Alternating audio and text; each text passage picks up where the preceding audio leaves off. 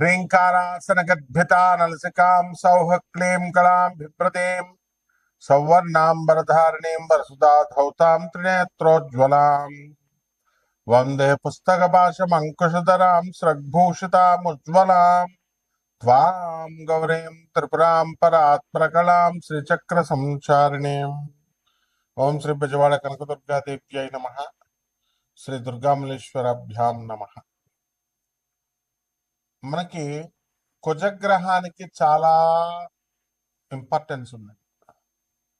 ఆ కుజగ్రహము కనుక మన జాతకంలో బలమైనటువంటి స్థానాల్లో కనుక ఉన్నట్లయితే బ్రహ్మాండంగా మనం భూమండలాన్ని పరిపాలించవచ్చు.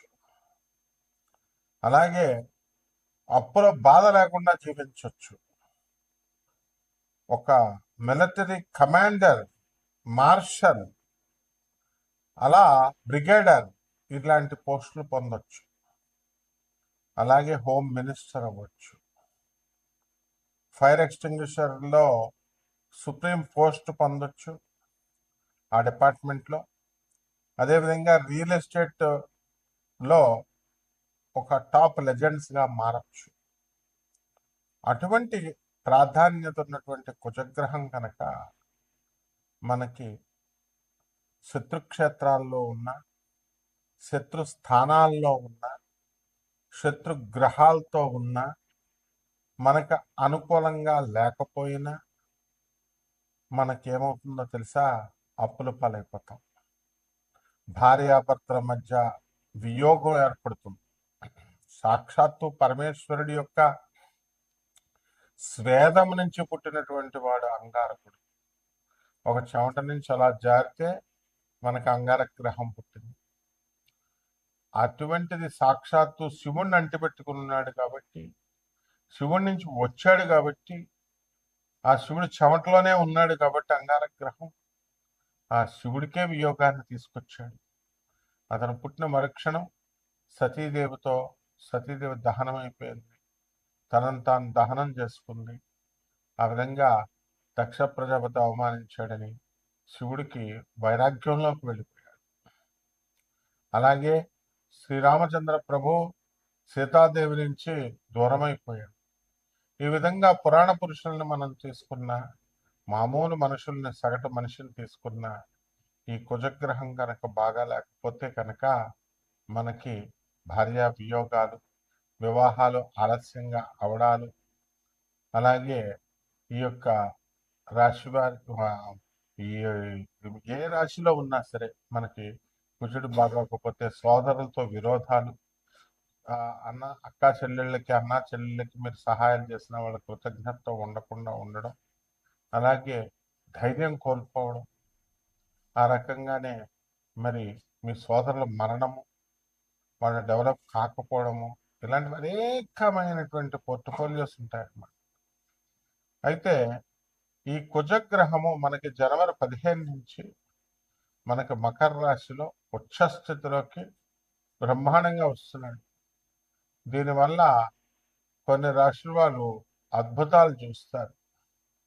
మా పేర్ల మీద స్థలాలు ఉన్నాయండి, మాకు రేట్లు పెరగట్లేదండి అనుకునేటటువంటి వాళ్ళకందరికి కూడా కొంతమందికి రేట్లు పెరగడం జరుగుతుంది. అదేవిధంగా స్థలాలు మేము అమ్మాలని ఎంతగా ప్రయత్నిస్తున్నామండి, కానీ అమ్ముడవట్లేదండి అంటాడు. కుజుడు స్ట్రాంగ్ ఉంటే మిమ్మల్ని ఎలా అమ్మనిస్తాడు? ఆయన మేము క్షేమాన్ని కోరుతాడు. అందువలన అమ్మనివ్వకుండా స్థలాన్ని మీకు ఉంచుతాడు. ఈ రకంగా అనేకమైనటువంటి మ్యాజిక్స్ని కుజగ్రహం చేయగలుగుతుంది. కాబట్టి అటువంటి కుజగ్రహము మనకి జనవరి 15, 2026 సంవత్సరం నుంచి మకర రాశి ప్రవేశం చేయడం, అలాగే మనకి ఫిబ్రవరి 24వ తేదీ వరకు కూడా మనకి అక్కడే ఉండడం మకర రాశిలో అద్భుతమైనటువంటి మార్పుల్ని మన జీవితాల్లో ద్వాదశ రాశి వారికి తీసుకొస్తుంది. అయితే ఇవన్నీ కూడా రాశి ఫలాలన్నీ కూడా మనము కోటాను కోట్ల మందిని కామన్ ప్లాట్ఫారం మీద మనం చెప్పబడుతున్నాయి కాబట్టి వ్యక్తిగతంగా జాతకాలను బట్టి మనం చూసి చెప్పాలి. ఎలా మీకు ప్రమోషన్ వస్తుందా, అసలు మీకు ఉద్యోగం వస్తుందా, చదువులో ముందుకెళ్ళగలుగుతారా? అసలు ఈ వివాహాలన్నీ కూడా ఆగిపోతున్నాయి, ఆలస్యం అవుతున్నాయి. నోటి దగ్గరకు వచ్చి రియల్ ఎస్టేట్ వాళ్ళంతా కూడా మనకి అమ్మడానికి పార్టీలు ఒక 10 రోజుల నుంచి మేము డీల్ చేసామండి, కానీ మాకు అంటుకోవడం లేదండి, వాళ్ళు జారిపోతున్నారండి అనేటటువంటి వాళ్ళు.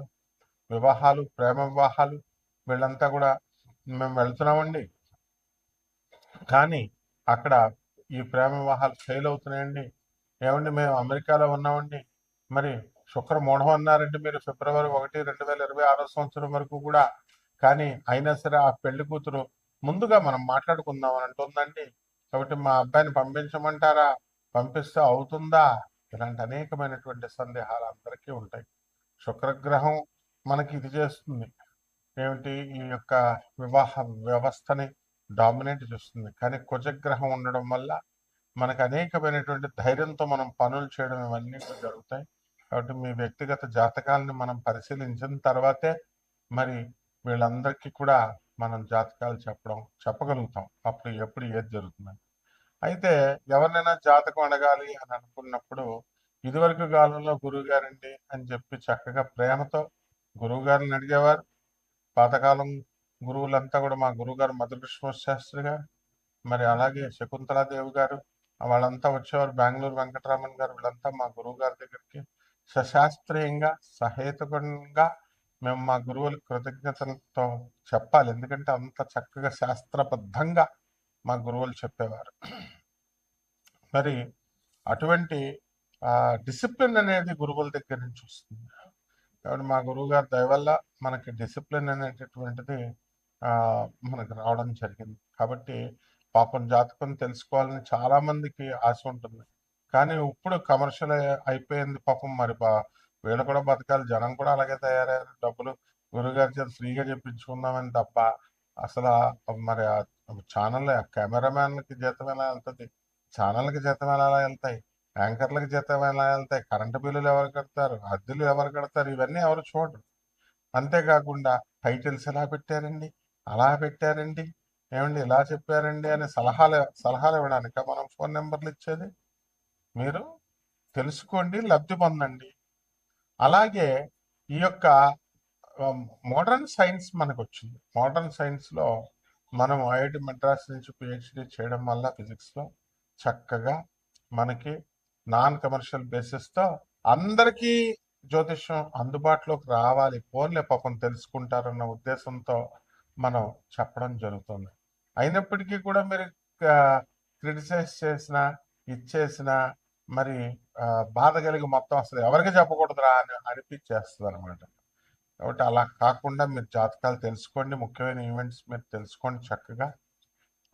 ప్రతి ఒక్కళ్ళు కూడా డిసిప్లిన్ అనేటటువంటిది ముఖ్యం ఫస్ట్. ఆ డిసిప్లిన్ ఇచ్చేదే కుజుడు అనమాట. ఇప్పుడు జుట్టు ఎక్కువ పెంచుకున్నారనుకోండి, కుజుడు అంగీకరించడు. ఇలాంటి ట్రిక్స్ ఉంటాయి, అందుకు గురువు కావాలి. అంతేగాని ఊరికనే జాతకం ఏమండి నేనే మనం జాతకం చెప్పేస్తామండి, వీళ్ళకంటే నాకే బాగా తెలుసండి. ఒక ఆవిడ చెప్తుంది యుఎస్లో ఉండి, నేను జాతకాలన్నీ నాకు తెలుసండి. తెలియడం కాదమ్మా, నీ గురువు ఎవరో తెలియాలి. నీ పొజిషన్ ఫస్ట్ పాయింట్. నీ గురువు ఎవరు? గురువు విజ్ఞానం లాగా ఈ మామూలు సైన్సెస్ లాగా నేర్పరు. అది సాధన బలం ఉండాలి, డిసిప్లిన్ ఉండాలి, గురువు మీద ప్రేమ ఉండాలి, గురువు కాళ్ళు పిసకాలి. ఇన్ని తతంగాలు చేస్తేనే గురు పరంపర. అప్పుడు గురు మండలం నుంచి మనల్ని ఆశీర్వదిస్తారు, వాక్కు ప్రసన్నమవుతుంది, వాక్కు వస్తుంది. కాబట్టి 12 రాశుల వారికి కూడా ఈ యొక్క కుజగ్రహ మార్పు వల్ల ఉచ్చ స్థితిలోకి వచ్చినటువంటి మకర రాశిలోకి వచ్చినటువంటి కుజగ్రహ ప్రభావం వలన 12 రాశుల వారికి ఒక్కొక్క రాశి వారికి ఏ విధంగా ఫలితం ఉంటుందో మనం చూద్దాం. మేషరాశిని మనం తీసుకున్నప్పుడు మనకి కేంద్రంలో ఈ యొక్క కుజగ్రహం మకర రాశిలోకి ఉంటాడు. దానివల్ల ఏలినాటి శని జరుగుతున్నప్పటికీ కూడా కుజుడు ఉచ్చ స్థితిలో ఉండడం వల్ల మరి మీ ఉద్యోగం సుస్థిరం అవుతుంది, జీతభత్యాలు బాగా పెరుగుతాయి. గతంలో కొన్ని ఫ్యాక్టరీల్లో మీరు కొన్ని చోట్ల ఉద్యోగాలు చేస్తున్నారు, మీ జీతభత్యాలు ఎంత చెప్పినా ఎంత కష్టపడి పనిచేసినా మీకు అప్పుడు పెంచాలనిపించదు యజమాని. కానీ కుజుడు జస్ట్ మకర రాశిలోకి అలా రాగానే అబ్బే వీడు కష్టపడుతున్నాడు పాపం, వీడికి జీతం పెంచితే బాగుండు అని చెప్పేసి యజమానికి మనసు కలిగి జీతపత్యాలు పెంచుతారు. అలాగే వివేకం అనేటటువంటిది చక్కగా ఈ మేషరాశి వారికి కలుగుతుంది. ఏలినాటి శని ప్రభావం వల్ల అపనిందల పాలవుతారు. ఆ ఖర్చులు అధికంగా ఉంటాయి. బంధువులతో అంతా కూడా విందు వినోద కార్యక్రమాల్లో పాల్గొంటారు. కానీ మీ పేరు మీద ఉన్నటువంటి స్థలాలు ఎంతవరకు విచిత్రం ఏంటంటే అమ్ముడవనవన్నీ కూడా రేటు పెరగనవన్నీ కూడా రేటు పెరగడం అనేటటువంటివి జరుగుతాయి. కాబట్టి ఈ రాశి వారికి అందరికీ కూడా పోలీసు ఉద్యోగాలకి, తర్వాత ఈ ఫైర్ ఎక్స్టింగ్విషన్ ఆ డిపార్ట్మెంట్లోకి, ఇలా మనం ఉద్యోగాల కోసం ప్రయత్నిస్తున్నటువంటి వాళ్ళకి ఉద్యోగాలు వెంటనే వచ్చేస్తాయి. సాఫ్ట్వేర్ రంగంలో కెమికల్ ఇంజనీర్లు, మెటలర్జికల్ ఇంజనీర్లు ఎవరైతే ఉన్నారో అటువంటి వాళ్ళందరికీ కూడా ఉద్యోగాలు రావడానికి అవకాశాలు ఉన్నాయి, ఎలక్ట్రికల్ ఇంజనీర్లతో సహా. సో ఈ యొక్క వృత్తిలో మనకి ఈ రవి కూడా కుజుడితో కలిసి మనకి ఈ జనవరి 15 నుంచి మకర సంక్రమణం నుంచి మనకి కలిసి ట్రావెల్ చేస్తున్నాయి. రవి జనవరి 14 నుంచి వచ్చేస్తాడు. కలిసి ట్రావెల్ చేస్తున్నటువంటి ఈ యొక్క ఫిబ్రవరి 24వ తేదీ 2026వ సంవత్సరం వరకు కూడా ప్రభుత్వం నుంచి అనేకమైనటువంటి లాభాలు పొందుతారు. ప్రభుత్వ ఉద్యోగస్తుల్లో ఉద్యోగాలు మీకు రావడం జరుగుతాయి. అలాగే సాఫ్ట్వేర్ ఇంజనీర్లు, ఇతర ప్రైవేట్ ఉద్యోగస్తులు విదేశాలకు వెళ్ళాలని ఆశిస్తున్నటువంటి వాళ్ళంతా కూడా వీళ్ళకి ఇంతకాలం సంథింగ్ లైక్ వీసా ప్రాబ్లమ్స్ రావడము ఇలాంటివన్నీ కూడా జరుగుతూ ఉంటాయి. మరి అవన్నీ కూడా ఆశ్చర్యంగా మటుమాయమైపోవడం అనేటటువంటివి జరుగుతాయి. అలాగే ఈ రాశి వారికి కుటుంబంలో సోదరులతో యుద్ధాలు, ఆస్తుల పంపకాలలో ఇవన్నీ కూడా మటుమాయమైపోతాయి. అలాగే భార్యాభర్తల మధ్య కొట్లాటలు, కోర్టులు, ఎవర్షన్, భర్త పట్ల నిర్లక్ష్య ధోరణి, ఇవన్నీ కూడా మటుమాయమైపోతాయి. ఇలా అనేక రకాలైనటువంటి సమస్యలు మీకు మాయమైపోతాయి. యాక్సిడెంట్లు అయ్యి ఎయిర్లైన్ ఫ్రాక్చర్స్, తర్వాత ఈ ఆపరేషన్స్ చేసుకోవాలంటే నిర్లక్ష్యం చేసేటటువంటి వాళ్ళందరూ కూడా మనకి ఇవన్నీ మటుమాయమైపోతాయి. చక్కగా నిర్లక్ష్య ధోరణి పోతుంది. ముక్కు వంకరైపోయిందండి, మాకు నోటితో ఆవిరి తీసుకోవాల్సి వస్తుందండి ఊపిరి అని, ఏమండి మరి ముక్కు ఆపరేషన్ చేయించుకుంటే మాకు ప్రాబ్లం అండి అనుకునేవాళ్ళు ధైర్యంగా ఇప్పుడు ఆపరేషన్ చేయించుకోగలుగుతారు. ఇక పరిహారాల దగ్గరికి వచ్చేసరికి మనకి ఈ యొక్క ఏలినాటి శని జరుగుతుంది. శనికి సంబంధించినటువంటి స్తోత్రాలు చదువుకోవాలా. కేవలం స్తోత్రాలు చదువుకుంటే సరిపోదు. పేదలకి, అనాథలకి, వికలాంగులకి, సాధువులకి ముఖ్యంగా నేను పదే పదే చెప్తున్నాను, వీళ్ళకి దాన ధర్మాలు చేసుకుంటేనే మీకు యోగిస్తుంది. దాన ధర్మాలంటే మీ దృష్టిలో ఏంటంటే అనాథ పిల్లలకు 10 రూపాయలు ఇవ్వడం అనుకుంటారు. అలా కాదు. నువ్వు 5 లక్షల రూపాయల శాలరీ, 4 లక్షల రూపాయల శాలరీ సాఫ్ట్వేర్ ఉద్యోగం చేస్తున్నటువంటి వాడు నువ్వు 10 రూపాయలు ఇస్తే ఎలా ఊరుకుంటారు చెప్పు? కాబట్టి ప్రపోర్షనేట్గా ఇవ్వాలి. ఇది ముఖ్యంగా గుర్తుపెట్టుకోవాలి. ఆ తర్వాత శని జపాలు, వెంకటేశ్వర స్వామి ఆరాధనలు, ఆంజనేయ స్వామి ఆరాధనలు, దశమహావిద్యల్లో ఉన్నటువంటి మహాకాళి అమ్మవారి యొక్క ఆరాధనలు, హోమాలు, మంత్ర జపాలు, ఇవన్నీ గురుముఖత మీరు చేసుకోవాలి. ఇలా చేసుకున్నప్పుడు రావి చెట్టు చుట్టూ ప్రదక్షిణలు చేసుకోవాలి. ఓం శనేశ్వరాయ నమః అంటూ దాన ధర్మాలు చేయండి. ఇవేమి ఎన్ని చేసినా సాధన పనికిరాదు. కాబట్టి ఈ రకంగా చేసుకోండి. బ్రహ్మాండంగా ఉంటుంది. శుభమస్తు.